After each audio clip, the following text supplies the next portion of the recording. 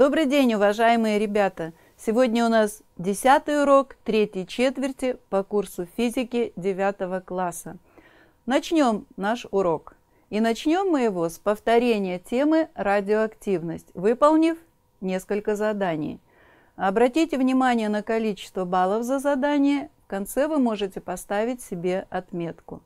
В задании номер 1, которое оценено 1 баллом, нужно заполнить таблицу, вставив на место пропусков необходимые выражения.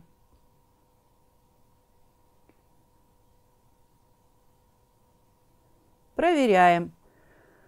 Вот такие должны быть выражения: альфа, бета, гамма, распад и, соответственно, что это такое.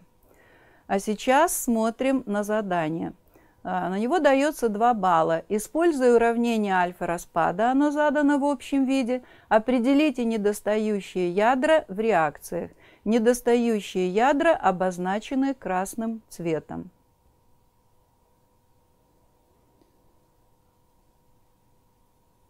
Проверяем, что на месте недостающих ядер должны стоять в первой реакции полоний, а во второй – ртуть. Также в следующем задании оцените себя в 2 балла, свои правильные ответы. Используя уравнение бета-распада в общем виде, определите недостающие ядра в 2 реакциях. Они также обозначены красным цветом.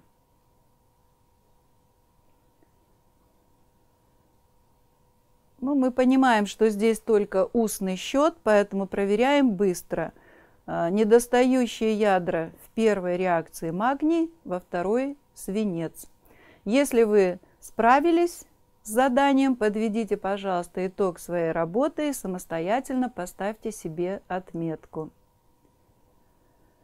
А мы запишем с вами тему урока. Сегодня мы работаем по вопросу регистрация элементарных частиц.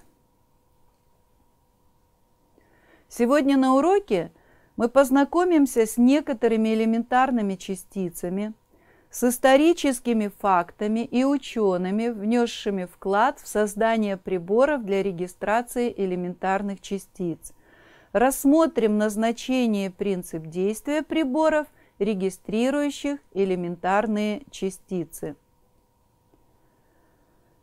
Конечно, сначала нужно выяснить, что такое элементарные частицы. Элементарные частицы – это материальные объекты, которые нельзя разделить на составные части.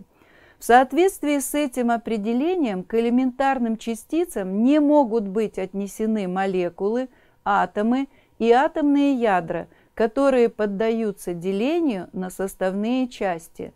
Атом делится на ядро и электроны, ядро, соответственно, на нуклоны.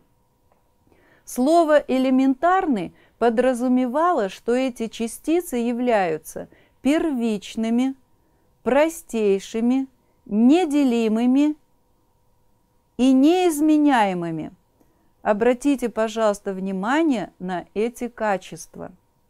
Поэтому в современной физике термин «элементарные частицы» обычно употребляется не в своем точном значении, а для наименования большой группы мельчайших частиц материи, не являющихся атомами или ядрами атомов.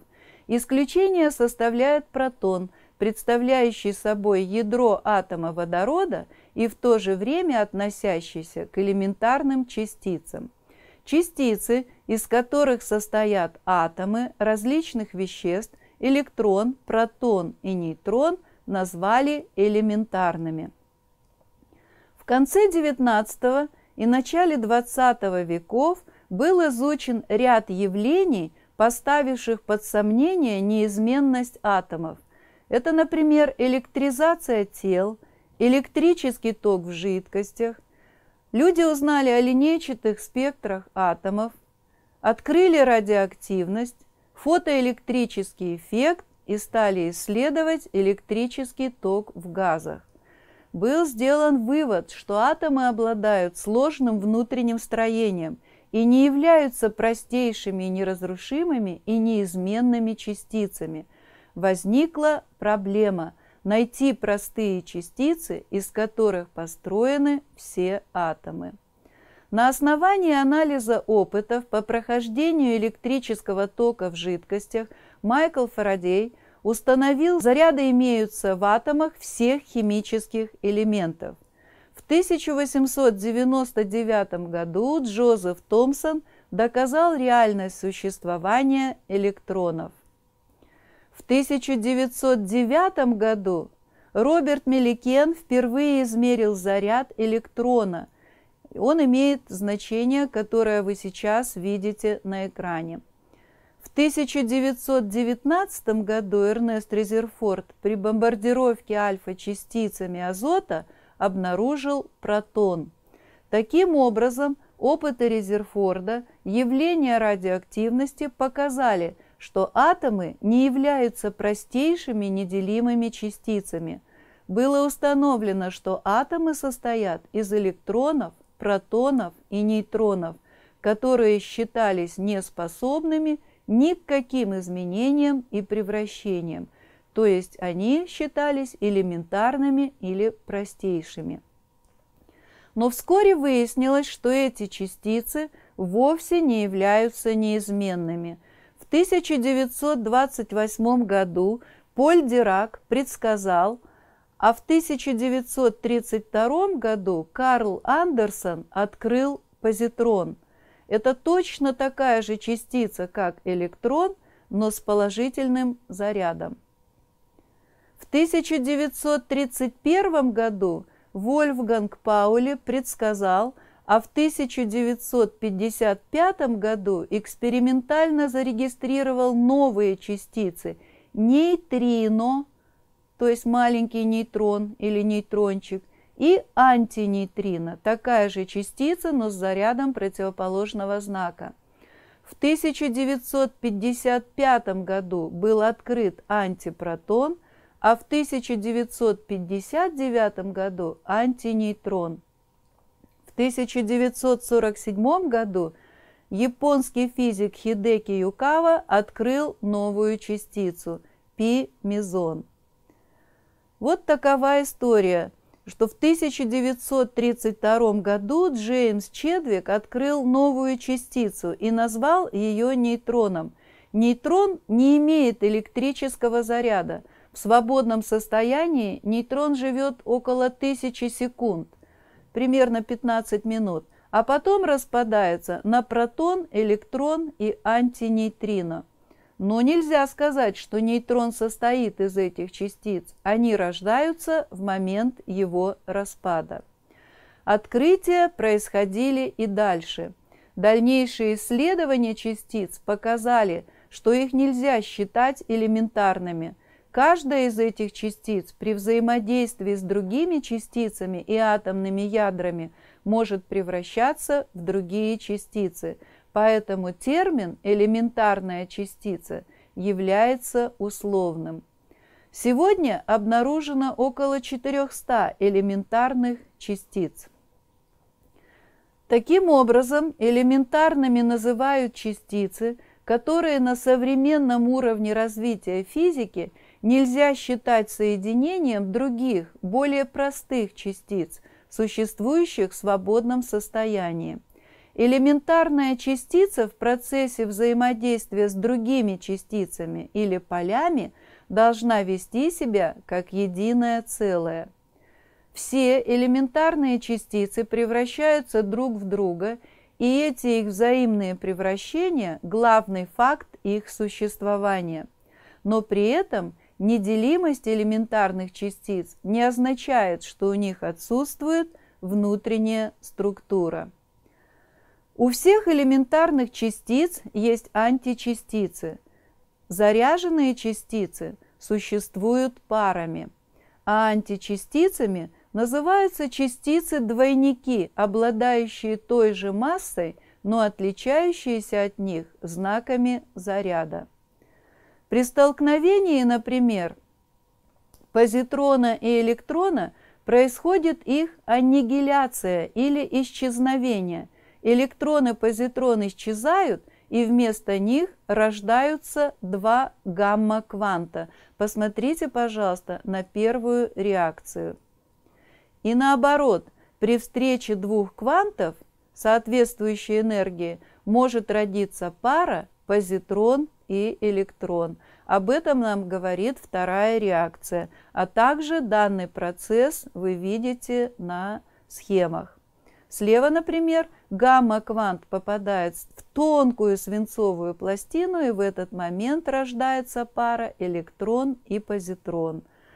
На правом рисунке слева вы видите встречу двух гамма-квантов и рождение пары позитрон и электрон.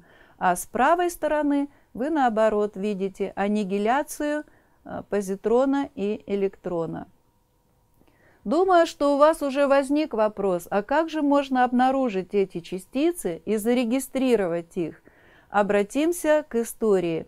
В период зарождения ядерной физики, атомной энергетики и создания ядерного оружия нужны были простые приборы для регистрации и измерения интенсивности процессов распада радиоактивных материалов. Счетчик Гейгера был изобретен в 1908 году немецким физиком-экспериментатором Хансом Вильгельмом Гейгером. В 1928 году совместно с Вальтером Мюллером счетчик был усовершенствован, поэтому изобретение часто называют счетчиком Гейгера-Мюллера. Счетчик Гейгера-Мюллера регистрирует бета-частицы и гамма-излучение. Счетчик состоит, находите, пожалуйста, на схеме на экране, из стеклянной трубки, покрытой изнутри металлическим слоем. Это катод. И тонкой металлической нити, идущей вдоль оси трубки. Это анод. Трубка заполняется газом, обычно аргоном. Внимательно посмотрите сейчас на экран. Заряженная частица, электрон, например, пролетая в газе, отрывает от атомов электроны и создает положительные ионы и свободные электроны. Давайте посмотрим еще раз. Обратите внимание, что все электроны сразу двигаются к аноду. Электрическое поле между анодом и катодом ускоряет электроны до энергии, при которых начинается ударная ионизация и возникает лавина электронов. Еще раз внимательно посмотрите на экран. Вот движется электрон, выбивает электроны. Они движутся к следующим атомам, выбивают электроны из них. Это лавина электронов. В этот момент ток через счетчик резко возрастает. При этом на нагрузочном резисторе R, синим цветом обозначен в схеме, образуется импульс напряжения, который подается в регистрирующее устройство. Обычно счетчик Гейгера-Мюллера снабжают динамиками или наушниками, в которых в этот момент слышны щелчки. Их частоту или количество может подсчитывать и электронный счетчик, заменяющий человека на современном этапе. Ну, теперь опять вернемся к истории. Посмотрите, пожалуйста. Чарльз Вильсон. Во время опытов с влажным, обеспыленным воздухом он обнаружил, что в этом воздухе очень часто образуются капельки. После нескольких месяцев экспериментов он предположил, что конденсация происходит, скорее всего, на ионах. За разработку, названной в его честь камеры Вильсона, которая дала метод визуального обнаружения траекторий заряженных частиц с помощью конденсации пара, Вильсон был удостоен в 1927 году совместно с Артуром Комптоном Нобелевской премии по физике. В камере Вильсона, созданной в 1912 году, быстрая заряженная частица оставляет след, который можно наблюдать непосредственно или сфотографировать. Этот прибор, а сейчас вы видите его слева на экране, вот так он выглядел, Его можно назвать окном в микромир, то есть мир элементарных частиц и состоящих из них систем. А справа вы видите фотографию следов, оставленных частицами, и они образованы капельками воды, соответственно. Значит, можно было изучать следы частиц. Камера представляет собой герметически закрытый сосуд, заполненный парами воды или спирта, близкими к насыщению. При резком опускании поршня, вызванном уменьшением давления под поршнем, пар в камере расширяется. Вследствие этого происходит охлаждение, и пар становится пересыщенным. Это неустойчивое состояние пара. Пар легко конденсируется. Центрами конденсации становятся ионы, которые образуют в рабочем пространстве камеры пролетевшая частица. Если частица проникает в камеру непосредственно перед расширением или сразу после него, то на ее пути возникают капельки воды. Эти капельки воды образуют видимый след пролетевшей частицы. Его называют треком. По длине трека можно определить энергию частицы, а по числу капелек на единицу длины трека оценивается ее скорость. Обратите внимание, как это происходит в камере Вильсона. Внимательно смотрим на экран. Вот пролетела частица, образовала ионы, и на этих ионах образовались капельки жидкости, которые потом образуют след от движения этой частицы, то есть это треки. Чем длиннее трек частицы, тем больше ее энергия, а чем больше капелек воды образуется на единицу длины трека, тем меньше скорость частицы. Частицы с большим зарядом оставляют трек большей толщины. Камеру Вильсона можно еще поместить в однородное магнитное поле. Магнитное поле действует на движущуюся заряженную частицу с определенной силой. Эта сила искривляет траекторию частицы. Трек имеет тем большую кривизну, чем больше заряд частицы и чем меньше ее масса. По кривизне трека можно определить очень важное отношение, характеризующее все элементарные частицы, отношение заряда частицы к ее массе. Двигаемся дальше. Дональд Глейзер, американский физик и нейробиолог, лауреат Нобелевской премии по физике 1960 года за изобретение пузырьковой камеры. Пузырьковая камера была создана в 1952 году.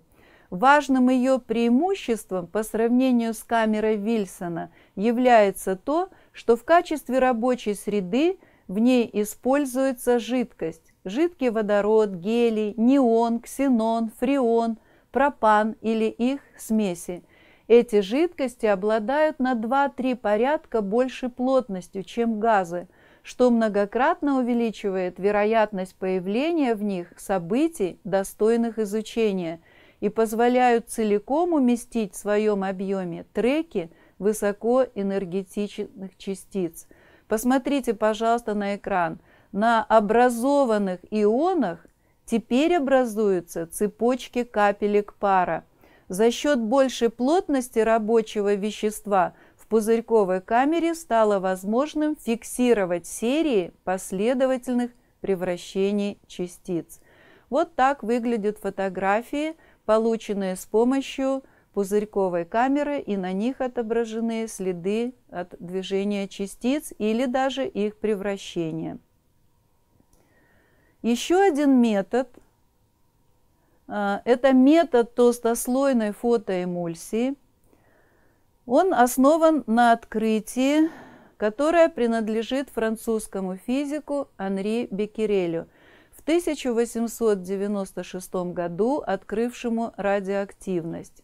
Этот метод был развит советскими физиками Мысовским и Ждановым и группой других ученых.